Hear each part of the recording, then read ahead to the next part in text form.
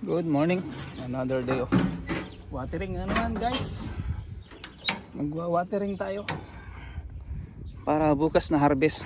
Ngayon wawateringan na natin kasi pang 3 days na ngayon. So inuna natin doon sa bandang dulo. At ito na yung update natin guys. Ayan yung nalinisan. Halos hanggang doon na sa dulo, pero meron pa konti. Ayan. Ayan na ang nalinisan guys. Ayan ang nagapas-gapasan ni Mrs. So ito yung trinabaho niya everyday. Ayan. At punta tayo dun sa dulo, hindi pa yan tapos. At yan, na-replant na yan. May replant na dyan, hindi pa tumubo. Ayan siya. Ito na ang green beans. Ayan o. Ganyan ang green beans. Ayan. Ito. Diba? Ayan. Ito ang green beans. Pwede na nating harvestin pang ulam. Ayan o. Ganito siya guys. Pwede na yung harvestin. Ayan. Medyo against the light. Ayan, nandyan ang ibon na naman. Ito nyo yung ibon na yan. Meron na naman dito ibon. So ito pa.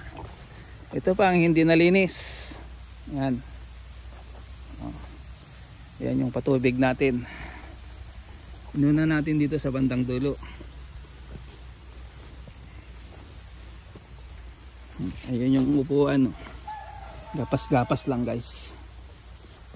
So ito naman, pwede ko naman to grass cutteran mamayang hapon. Yung gilid. Kasi harvestin natin to bukas. Ang green beans natin, ayan. At paano, may mga bulaklak na, pero kaya lang, siyempre, kukunti lang guys. Tig-3 lang yung tinanim natin. Mga 2 na lang yung natira. So magre-replant tayo, dadagdagan natin yan. Okay lang yan guys, kasi pang ano naman na yan, pang December. Pero pwede na siyang harvestan, konti lang. Kasi 6 na linya lang to guys. So ito naman yung beans natin. Ayan o, di ba? Marami na namang damo. After 2 weeks na mag-grass cutteran, ayan na naman. Kasi dito yung unang ginapasan, yung mga gilid. Yung mga hindi pwedeng tamaan ng grass cutter. At ito bukas guys, baka harvestin ko rin mga to. Ayan o, kasi halos na, halos pwede na hanggang doon sa taas. Nasa 80% na siya. Ayan o, diba? Hanggang sa taas, yun na lang nag-iisa. Yung pinakadulo na bali na.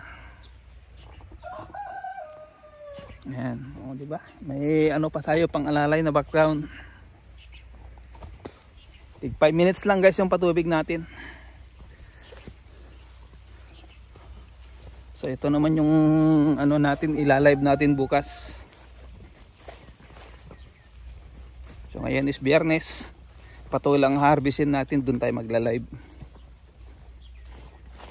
So ito yung harvestin natin bukas. At siyempre ito yung mga lilinisan ko mamayang hapon. Grass cutteran ko yung gilid, sabay yung gilid doon. Yung kasi halos di na makita. Para medyo mas madali yung paggapas. Medyo po pwede naman na. So itatry ko mamayang hapon kung kaya niyang pag natagtag at hindi na dumugo, gagrass cutter tayo. Kita niyo naman, nandito na yung aking ayan. Ayan na, dito ko na nilagay. Kasi ayan balak pa naming kanalan. Yung gilid na yan, banak namin yung kanalan yan kasi pag umulan, yung tubig niya para dito dumiretso. Hindi na diretso dun sa may gitna. At syempre guys, ito. Ganda-ganda. Ang ganda niya pa rin guys. Pero tatanggalin natin yan kasi marami naman ng butil. Magtatanim tayo ng panibago. Kasi ayan tanda na.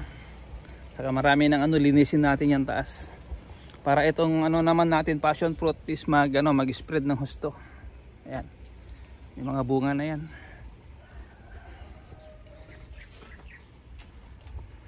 So ililipat na natin guys dito sa bandang gitna. So ililipat na natin guys dito sa bandang gitna naman, tapos na yung dulo. Tig 5 minutes lang guys ang patubig natin.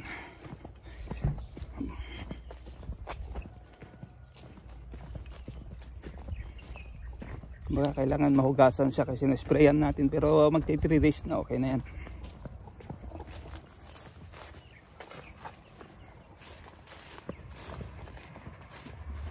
Kasi isipin nyo guys, Tuesday natin in-sprayan ng hapon yan. So 3 days, 4 days na. Supposed to be ngayon naming harvestan, kaya lang hindi pwedeng pagsabayin natin. Kasi doon sa patola, magbabalot din tayo doon bago mag-harvest. Ayan, ang daming damo.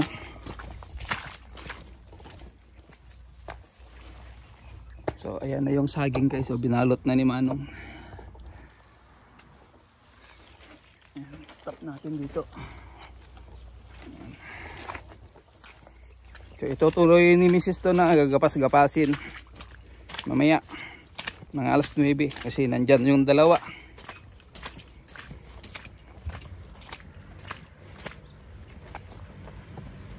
Holiday.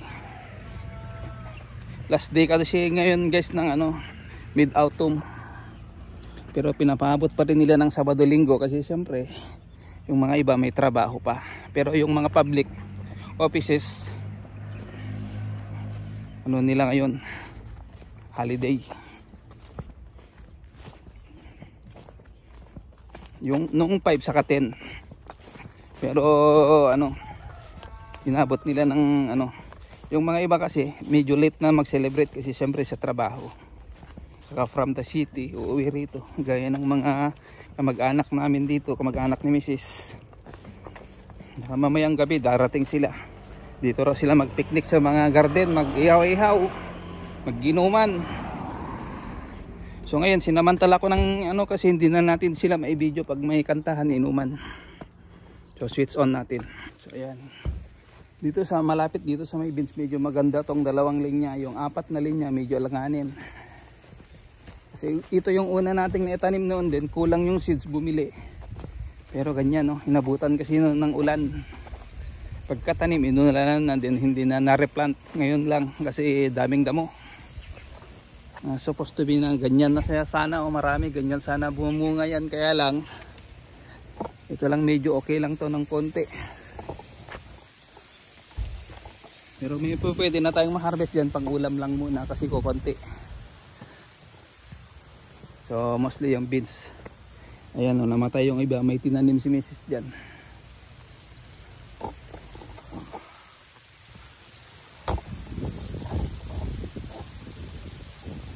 Ayan siya. So mamaya ulit para hindi masyadong mahaba yung vlog natin. To pwede nang harvestin, pero bukas natin yung harvestin. Baka gawan natin ng vlog tong kung ilang kilo yung ma-harvest natin diyan. Kaya baka sama na natin sa live. Kasi live natin yan bukas. Di ba? Thank you thank you. Ayan pwede na siya kasi sinagad natin noon, kaya naghintay tayo ng 3 o 4 na araw para at least ngayon pwede na siya. Pero pabukas natin Sabado kasi Linggo wala. Kasi siyempre marami tayong bisita sa Linggo. Mamayang gabi baka may darating na dyan, pero ang alam namin baka Sabado ng umaga o tanghali. After kong harvest siguro natin dito kung saan nila gusto mag-ihaw-ihaw na garden. Baka doon sa may patola. Kaya lang nataniman ko na yung beans doon, hindi sila pwede ron kasi may tanim na. Baka doon sa may repolyo. So lilipat na natin guys dito sa bandang harap. Hindi na natin ikakat dito. Tapusin na natin dito. Stop ko lang yung yung water pump natin. Ayan.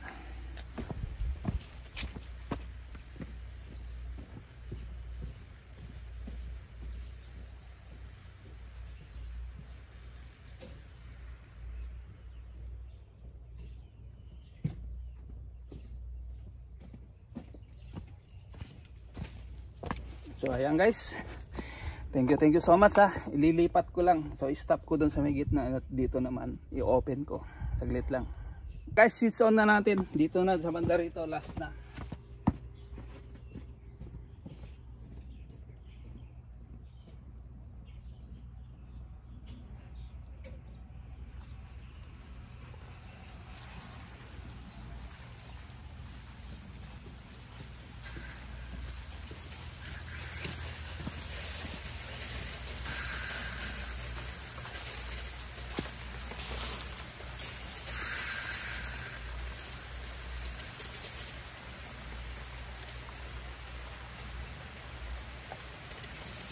So ayan guys, kita nyo naman siguro dyan.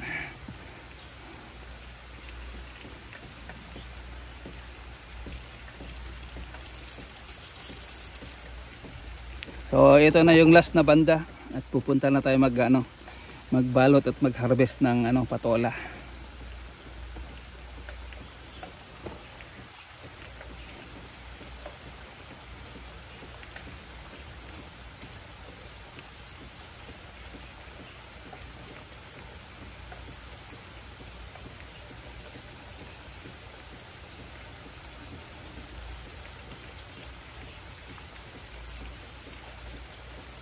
So dito na tayo sa labas guys. Ay, kalimutan ko.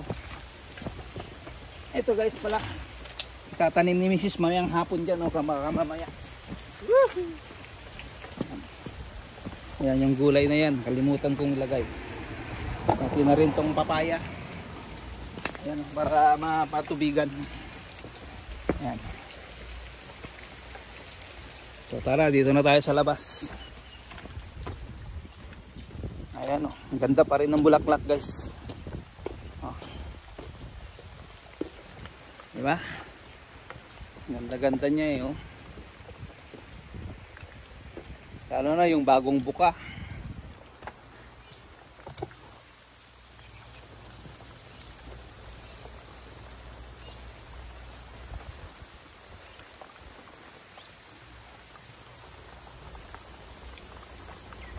So guys, hanggang dyan na lang ang ating vlog para hindi na masyadong mahaba.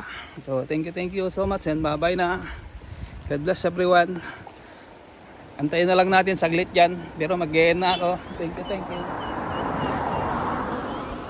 Friend natin yan. So bye bye na.